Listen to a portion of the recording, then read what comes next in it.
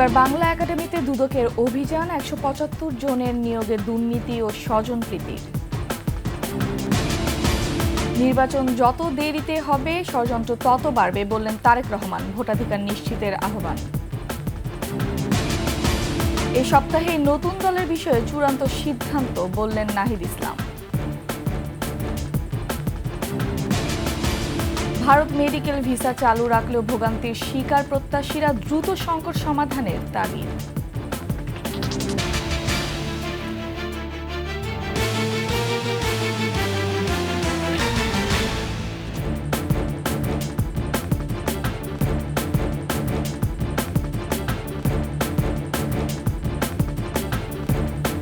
শুনছিলেন সংবাদ শিরোনাম। আমন্ত্রণ ২১ সংবাদের সাথে আছে আমি ফারহানা লুপা। দর্শক, ২১ টেলিভিশনের সংবাদ একসাথে সরাসরি দেখতে পাবেন আমাদের ফেসবুক পেজ www.facebook.com/2124 অনলাইনে। এছাড়া সাবস্ক্রাইব করতে পারেন www.youtube.com/@21 চ্যানেলে। এবার বাংলা একাডেমিতে অভিযান চালিয়েছে দুদক। প্রমাণ মিলেছে ১৭৫ জনের নিয়োগে দুর্নীতি ও স্বজনপ্রীতির। ২০২২ সালে তৎকালীন ডিজি নুরুল হুদা সহ সংশ্লিষ্টদের চাকরির আবেদন থেকে শুরু করে প্রতিটি ক্ষেত্রে দুর্নীতির প্রমাণ পায় দুদক। এমনকি চতুর্থ শ্রেণীর কর্মচারী নিয়োগে ১০ লাখ টাকা করে ঘুষ লেনদেনের অভিযোগ উঠেছে। আকবর হোসেন সুমনের রিপোর্ট। ২০২২ সালে ১৭৫ কর্মকর্তা কর্মচারী নিয়োগে জালিয়াতির খোঁজে অভিযানে দুদক।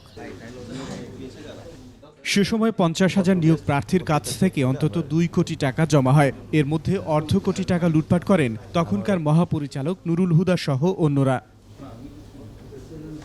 একইভাবে ৪,০০০ প্রার্থীকে লিখিত পরীক্ষায় উত্তীর্ণ দেখানো হলেও মৌখিক পরীক্ষায় ডাকা হয় মাত্র ৫০০ জনকে। তবে ফল প্রকাশ না করেই ১৭৫ জনকে নিয়োগের সুপারিশ করা হয়, যেখানে চুক্তিভিত্তিক নিয়োগকে স্থায়ীকরণ, আত্মীয় স্বজন ও কমিটির সুপারিশের ভিত্তিতে নিয়ম লঙ্ঘন করে চাকরি দেওয়া হয়। এমনকি কর্মচারী নিয়োগে ১০ লাখ টাকা করে ঘুষ নেন বাংলা একাডেমির সংশ্লিষ্টরা। কারা ওই সময় সদস্য সচিব এবং সভাপতি ছিলেন, অন্যান্য সদস্য কারা ছিলেন তাদের আমরা তালিকা সংগ্রহ করেছি।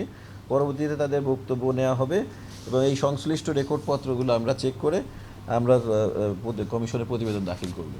অপরাধ প্রমাণ হলে দুদককে ব্যবস্থা নেওয়ার আহ্বান জানান বাংলা একাডেমির বর্তমান মহাপরিচালক। আমরা ইমপ্রেশনটা পেয়েছি, কিন্তু সেটার তো আসলে প্রামাণিকতার ব্যাপারটা তো ভিন্ন।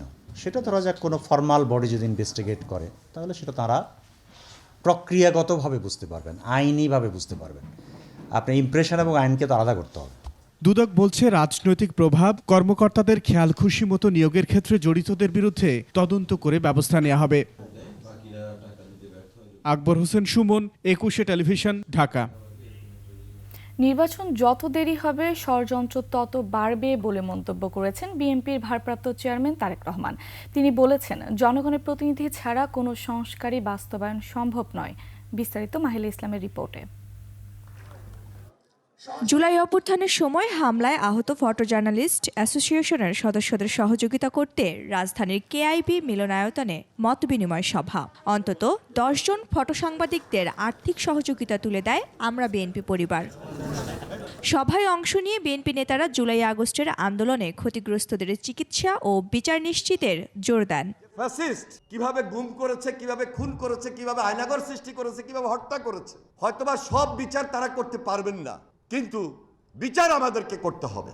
ওরা যদি কখনো কোনো দিক থেকে দেশে এসে রাষ্ট্র ক্ষমতায় আসে, স্বাধীনতা, সার্বভৌমত্ব, গণতন্ত্রের কোনো চিহ্নই রাখবে না, এটা ওরা নিজেরাই প্রমাণ করেছে। অনুষ্ঠানে ভার্চুয়ালি যুক্ত হয়ে বিএনপির ভারপ্রাপ্ত চেয়ারম্যান তারেক রহমান বলেন, বৈষম্যহীন দেশ গড়তে সবার আগে জনগণের ভোটের অধিকার নিশ্চিত করতে হবে।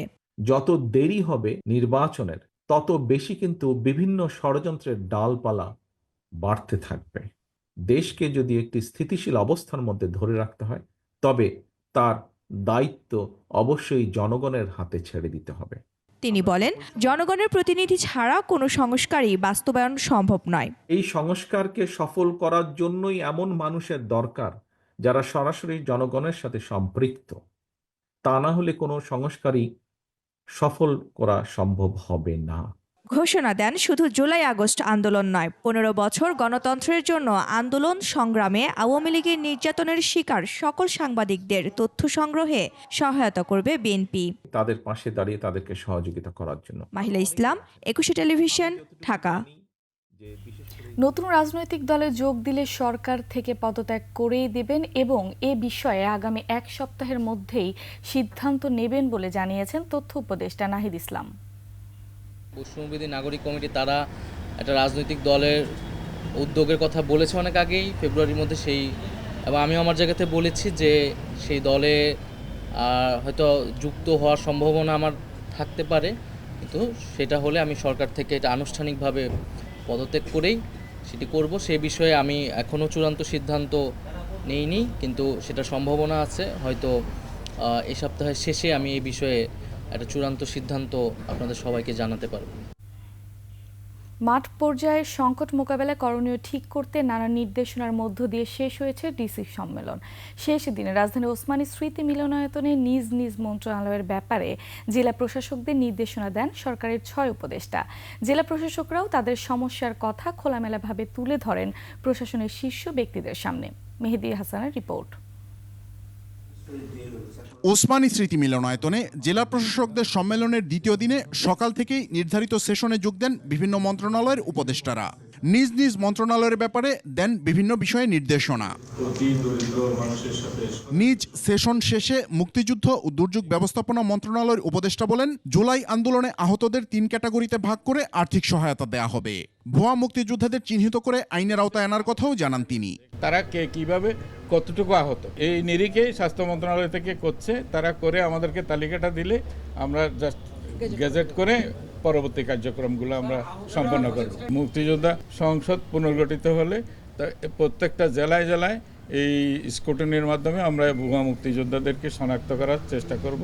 আসছে গরমে বিদ্যুৎ সাশ্রয়ে এসি চালানোর বিষয়টি পর্যবেক্ষণে বিদ্যুৎ বিভাগের নির্দিষ্ট টিম কাজ করবে বলে জানান বিদ্যুৎ উপদেষ্টা। এটা কিন্তু নিয়মিতভাবে নজরদারি করবে আমাদের বিদ্যুৎ বিভাগের বিশেষ টিম। এই অনুরোধ যা কেউ রাখছেন না, তাহলে কিন্তু আমরা আইনানুগ ব্যবস্থা গ্রহণ করব। বিদ্যুৎ সংযোগ বিচ্ছিন্ন হতে পারে। আর কর আদায় বাড়াতে করের পরিমাণ না বাড়িয়ে আওতা বাড়ানোর কথা জানান অর্থ উপদেষ্টা। ডাক্তাররা আমার কাছে ফি নেয়, ক্যাশ নেয়, তাই এটা কোনো রিসিটও তো আপনার নেন না, কিন্তু সেটা যদি আপনি আপনার ডিজিটাইজ মাধ্যমে দেন তখন তার একটা রেকর্ড থাকে। মার্চ এপ্রিলে একাধিক উপায়ে 7 লাখ টন খাদ্যশস্য বিতরণ করার কথা জানান খাদ্য ও ভূমি উপদেষ্টা। 1.5 লাখ করে 3 লাখ মেট্রিক টন চাল এটা পাবে 15 টাকা কেজিতে, 30 কেজি করে পাবে। ঈদের সময়ে 1 কোটি লোক পাবে 10 কেজি করে চাল পাবে উপহার হিসেবে ফ্রি। সরকারকে সংস্কার করতে না দিলে সে দায় রাজনৈতিক দলগুলোকেই নিতে হবে বলে জানান সমাজ কল্যাণ এবং মহিলা ও শিশু বিষয়ক উপদেষ্টা। একসাথে মিলে আমরা যদি সংস্কারের পথটা তৈরি না করি, তাহলে এটার ভিত্তিতে যাই করি না কেন, আমরা নির্বাচনই করি আর কোনো সংস্কার আমাদের মন্ত্রণালয়ে করি, সবই কিন্তু অসম্পূর্ণ থেকে যাবে। আর মাঠ পর্যায়ে গুজব মোকাবেলা, প্রেস ক্লাবগুলোতে দলাদলির বিষয়ে তথ্য উপদেষ্টার সাথে আলোচনা করেছেন জেলা প্রশাসকরা। ডিসিরা মাঠ পর্যায়ে যে ধরনের সমস্যাগুলো ফেস করতেছেন সেগুলো নিয়ে তারা মূলত কিছু আলোচনা, প্রশ্ন এবং তাদের জায়গা থেকেও সাজেশন দিয়েছেন। মেহেদী হাসান, 21 টেলিভিশন, ঢাকা। সীমিত আকারে ভারত মেডিকেল ভিসা চালু রাখলেও বন্ধ আছে পর্যটক ভিসা। তবে চিকিৎসার জন্য দেশটিতে যেতে ইচ্ছুকরাও ভিসা পেতে শিকার হচ্ছেন নানান ভোগান্তির। অসাধু চক্রের অনলাইন কারসাজিতে বাড়ছে স্লট জটিলতা। এই অবস্থায় রাগ ঝাল না রেখে ভারতের সঙ্গে বিষয়টি মীমাংসার তাগিদ দিয়েছেন ভুক্তভোগীরা। সহকর্মীদের সহায়তায় আকবর হোসেন সুমনের রিপোর্ট। ভারতীয় ভিসা অফিসে এখন আর লম্বা লাইন নেই। 5 আগস্টের পর বলতে গেলে সব ধরনের ভিসা বন্ধ করে দেয় এই পরিস্থিতি। সম্প্রতি চিকিৎসা সেবার দরজা খোলা রাখতে মেডিকেল ভিসা ছাড়ছে ভারত। তবে এক্ষেত্রেও তারিখ প্রাপ্তি অথবা আর্থিক লেনদেনের পরেও ভিসা বাতিলের মতো দুর্ভোগ পোহাতে হচ্ছে। আর পর্যটক ভিসা চালুর কথা বলা হলেও বাস্তবে তা দেখা যায়নি। অনেকদিন হয়ে গেল, ডেট পাচ্ছি না। মোটামুটি আমি ব্যাংকডাবের জন্য যে টাকাটা লাগে সেই টাকাটা দেওয়া মোটামুটি আমার প্রায় মাস 3 হয়ে গেছে। 10 তারিখে সাবমিশন করছিলাম, আমার 16 তারিখে আমার রিটার্ন দেওয়ার কথা ছিল। আজকে 16 তারিখ, 1টা থেকে 4টার মধ্যে দেওয়ার কথা। এখন দেখলাম যে ভিসা লাগে না। রিজন জানতে চাইলাম, রিজন তো ওরা আসলে কাউন্টার থেকে বলতে চায় না। রাজধানী ও বিভাগীয় শহরসহ সারা দেশে অন্তত 16টি ভারতীয় ভিসা আবেদন কেন্দ্র রয়েছে। এত সহজ প্রক্রিয়াও জটিল হয়ে ওঠে কর্তৃপক্ষের উদাসীনতায়। ভিসা করে দেওয়া বলে আমাদের কাছ থেকে 15,000 টাকা নিয়েছে, এখন 4 দিন পরে আমরা বই ফেরত দিয়ে দিচ্ছে এবং আমাদের সাথে খারাপ আচরণ করছে। এখানে দালাল আছে, আপনি ডাবল এন্ট্রি ভিসা করবেন দিবে না, ট্যুরিস্ট ভিসা করবেন দিবে না, ওই যে মেডিকেলে ভিসা করাই দিবে, ওরা দালাল আছে, দালালের মাধ্যমে টাকা পয়সা পেতেন তাইলে বিষয় হইব, নাহলে বিষয় হইব না। তবে ব্যতিক্রম এই ক্যান্সার আক্রান্ত দম্পতির ক্ষেত্রে নিয়মিত ফলো আপের জন্য আবেদন মঞ্জুর। বইটা পেয়ে গেলাম সাথে সাথে, কোনো সমস্যা হলো না। আর মেডিকেল ভিসা তো, আমি ক্যান্সারের পেশেন্ট, এই জন্যে আমার ভিসাটা দিয়ে দিল, আমি মোটামুটি খুশি। আমি ভিসা পাওয়ার ক্ষেত্রে এখন তো একটু সমস্যা, আমরা যশোর থেকে পেতাম, এখন ওই সিরিয়াল পেতেও সমস্যা। এ নিয়ে ভারতীয় দূতাবাসের সঙ্গে যোগাযোগ করা হলেও কোনো জবাব পাওয়া যায়নি। প্রতিবেশীর সঙ্গে বিবাদ মিটিয়ে সুসম্পর্ক বজায় রাখতে দ্রুত পর্যটক ভিসা চালুরও আশা করছেন ভারতীয় ভিসা প্রত্যাশীরা। আকবর হোসেন সুমন, 21 টেলিভিশন, ঢাকা। 21 টেলিভিশনের নিচতলায় পেয়ালা ক্যাফেতে অগ্নিকাণ্ডের ঘটনাটি দুর্ঘটনা নয়। পেয়ালা ক্যাফে ম্যানেজার মেহেদী হাসান রিমন পরিকল্পনা করে এই আগুন লাগায়, তাকে গ্রেফতার করেছে পুলিশ। মানিক শিকদারের রিপোর্ট। শনিবার রাত 8:15টার দিকে কারওয়ান বাজারের 21 টেলিভিশনের নিচতলায় আগুন লাগে। ভবনটিতে ব্যাংক, বিমা সহ বেশ কিছু প্রতিষ্ঠান রয়েছে। অগ্নিকাণ্ডের ঘটনায় আতঙ্কিত হয়ে পড়ে এই ভবনের কর্মরত কর্মীরা। ফায়ার সার্ভিস এসে আগুন নিয়ন্ত্রণে আনে। অগ্নিকাণ্ডের পর ফায়ার সার্ভিস এবং পুলিশের প্রাথমিক তদন্তে বের হয়ে আসে এটি দুর্ঘটনা ছিল না। পরে পেয়ালা ক্যাফের ম্যানেজার মেহেদী হাসান রিপনকে আটক করে পুলিশ। পুলিশ আসছিল, পেয়ালার যে ম্যানেজার ওনাকে জিজ্ঞাসাবাদের জন্য ওনাকে তেজগাঁ থানায় নিয়ে গেছে। পুলিশ জানায় অগ্নিকাণ্ডের সাথে নিজের সংশ্লিষ্টতা স্বীকার করেছে রিপন। তাকে ব্যাপক জিজ্ঞাসাবাদে সে জানায় যে সে একজন অনলাইন জুয়ারি। সে এই পেয়ালা যে ক্যাফে, এই ক্যাফের ক্রয় বিক্রয়ের প্রায় 85,000 টাকার হিসাব সে না দেওয়ার জন্য, অর্থাৎ টাকার চুরির দায় থেকে বাঁচার জন্য সে নিজেই শুধু পরিকল্পিতভাবে সেই আগুনের ঘটনাটা ঘটিয়েছে। এর সাথে আর কেউ জড়িত ছিল কিনা তাও খতিয়ে দেখা হচ্ছে। আমরা আরও গভীরে যাব, যদি কেউ এরকম দেখা যায় যে কোনো গোষ্ঠী কেউ এই ঘটনার সাথে জড়িত থাকে, সেটা আমরা বের করে নিয়ে আসবো। মানিক শিকদার, 21 টেলিভিশন, ঢাকা। এদিকে আগুনের ঘটনা থেকে রক্ষা পাওয়ায় দোয়া ও মিলাদ মাহফিল করেছে 21 টেলিভিশন কর্তৃপক্ষ। 21 টেলিভিশনের কার্যালয়ে দোয়া ও মিলাদ মাহফিলের আয়োজন করা হয়েছে। এ সময় পবিত্র কোরআন থেকে তেলাওয়াত করা হয়। পরে মোনাজাতে গত 15 ফেব্রুয়ারি 21 টেলিভিশন ভবনের নিচে পেয়ালা ক্যাফেতে লাগা আগুন থেকে রক্ষা পাওয়ায় আল্লাহর কাছে শুকরিয়া জানানো হয়। এছাড়া 21 টেলিভিশনের চেয়ারম্যান ও সিইও আব্দুস সালাম সহ 21 পরিবারের সবার মঙ্গল কামনায় দোয়া করা হয়।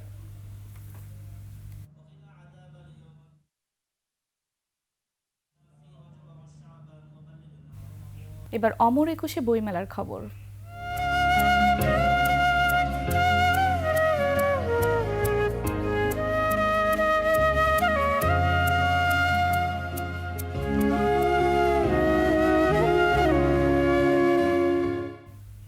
অমর 21 বইমেলার পাঠক দর্শনার্থীদের বিনামূল্যে বিভিন্ন সেবা দিচ্ছে বিভিন্ন সংগঠন। বিশেষ করে নারীদের স্বাস্থ্য সুরক্ষার বিষয়টি নিশ্চিত করতে বিভিন্ন ধরনের কর্মসূচি গ্রহণ করার কথা জানিয়েছেন বাংলা একাডেমি কর্তৃপক্ষ। বিস্তারিত সুমাইয়া খানের রিপোর্টে। ফেব্রুয়ারি মানেই ভাষার মাস, বাঙালির প্রাণের মেলা, বই মেলার মাস। যারা বই প্রেমী আছেন তারা অপেক্ষা করেন এই উৎসবের জন্য। প্রতি বছর বইমেলাতে নারীদের স্বাস্থ্য সুরক্ষার দিকে বিশেষ নজর দেওয়া হলেও বিনামূল্যে স্যানিটারি ন্যাপকিন বিতরণের বাংলা একাডেমির কার্যক্রমটি এখনো চালু হয়নি। তবে স্বেচ্ছায় রক্তদান, পরিচ্ছন্ন কর্মসূচি রয়েছে। যারা জনসাধারণ আসছে তাদের জন্য আমরা ফ্রি হ্যান্ড ওয়াশটা রেখেছি, কারণ বাইরে থেকে আসলে দেখা যায় যে আমাদেরকে জীবাণুটা হাতে থাকে। বাংলা একাডেমি বলছে নারীদের স্বাস্থ্য সুরক্ষার দিকটি নিশ্চিতে নেওয়া উদ্যোগটি দ্রুত বাস্তবায়ন করা হবে। ওয়াশরুমের পাশে এই জিনিসগুলা তারাই রেখেছে, এটা ফ্রি অফ কস্ট। যদি কারো প্রয়োজন হয় তাহলে উনি ব্যবহার করবেন, কিন্তু কমার্শিয়ালি এটা আমরা বন্ধ করেছি। মেলায় এসে মানুষজন যাতে স্বাচ্ছন্দ্যে চলাফেরা করতে পারে, আইন শৃঙ্খলা পরিস্থিতি থেকে শুরু করে সব কিছুই আমরা সুন্দর মতো করার চেষ্টা করেছি এবং এখনও করে যাচ্ছি। মেলায় অনেকে আসছেন পছন্দের বই কিনতে, তবে বিক্রেতারা বলছেন গতবারের চেয়ে বেচা বিক্রি কম। যেটা প্রফিট হবে সেটা হচ্ছে আমরা কোনো জুলাইয়ের আহত পরিবারকে অথবা কোনো শহীদ পরিবারকে আমরা পুরো টাকাটাই ডোনেট করে দেব। কাগজের দাম একটু বেশি, তো বইয়ের প্রাইস ওই অনুযায়ী বেড়েছে, কিন্তু মানুষজন ইন্টারেস্টেড না। ওই এত একটু দাম যেহেতু বেশি, মানুষজন খুব একটা ইন্টারেস্ট দেখাচ্ছে না। বাট বাচ্চাদের যে বইগুলো আছে, যেমন ড্রয়িং বুকগুলো, তারপর ছোটদের আদর্শলিপিগুলো, এগুলো খুব ভালো যাচ্ছে। আম্মু আব্বুর সাথে আসছি, বেশিরভাগ থ্রিলার বই আর হরর বই পড়তে ভালো লাগে, আর কমিক বই কিনছে একটা। যেসব বইগুলো খুব বিখ্যাত ছিল, সেই বইগুলো যেগুলো হারিয়ে গেছে আর কি, সহজে পাওয়া যায় না, সেগুলোই চেষ্টা করবো কিছু কিছু বই খোঁজার। মানিক বন্দ্যোপাধ্যায় কিছু বই দেখবো। সাধারণ বইয়ের পাশাপাশি অডিও বইয়ের চাহিদাও বেড়েছে। আমাদের এখানে 3000-এরও বেশি অডিও বুক অ্যান্ড কন্টেন্ট রয়েছে। আর এই কন্টেন্টগুলো একদম ছোটদের, শিশুতোষ থেকে শুরু করে একদম বয়োবৃদ্ধ যারা আছে সবার জন্যই প্রযোজ্য। সামনের দিনগুলোতে ক্রেতা বাড়বে বলে আশা বিক্রেতাদের। সুমাইয়া খান, 21 টেলিভিশন, ঢাকা। শেষ করছে 21 সংবাদ। যাবার আগে সংবাদ শিরোনামগুলো আরও একবার। এবার বাংলা একাডেমিতে দুদকের অভিযান, 175 জনের নিয়োগে দুর্নীতি ও স্বজনপ্রীতির। নির্বাচন যত দেরি হবে ষড়যন্ত্র তত বাড়বে বললেন তারেক রহমান, ভোটাধিকার নিশ্চিতের আহ্বান। এ সপ্তাহে নতুন দলের বিষয়ে চূড়ান্ত সিদ্ধান্ত বললেন নাহিদ ইসলাম। ভারত মেডিকেল ভিসা চালু রাখলেও ভোগান্তির শিকার প্রত্যাশীরা, দ্রুত সংকট সমাধানের তাগিদ।